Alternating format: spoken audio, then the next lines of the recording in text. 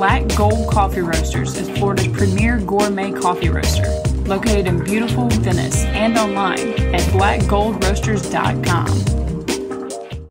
Our exclusive monthly partner is I Run Mommies. Visit them at irunmommies.com.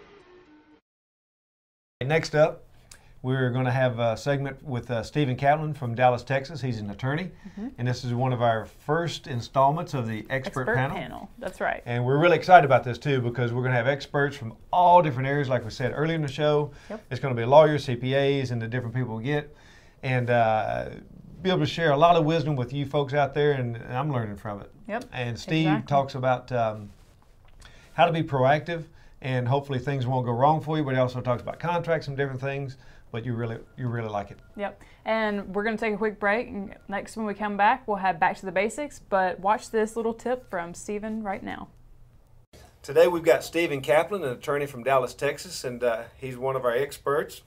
And we put this question to him, and I'm getting ready to ask him, Steve, what are some of the ways to be proactive in preventing non-paying customers? Well, Robert, I'm going to answer the question, but I want to make sure everyone understands that the laws may be different in any state or other jurisdiction, and there's also a different treatment between commercial activities and consumer activities that all of your listeners need to be aware of.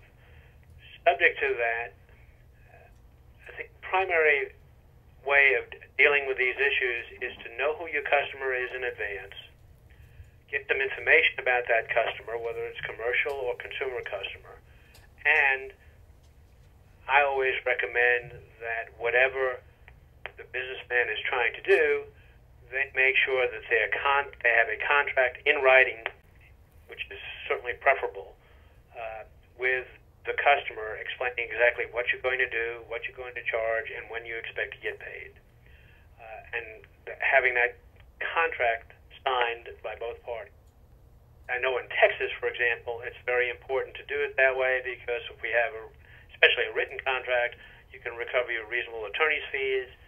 Again, all state laws may be different, but Texas provides for recovery of attorney fees if you remain unpaid after you've done the work and you have a contract with a customer. It also is a very valuable tool to have a written contract so that both the vendor and the customer know exactly what's expected of each other. I guess it would be safe to say then, Steve, that there's nothing any better than black ink on white paper. Absolutely correct. Okay. All right, Steve. Thanks for your advice.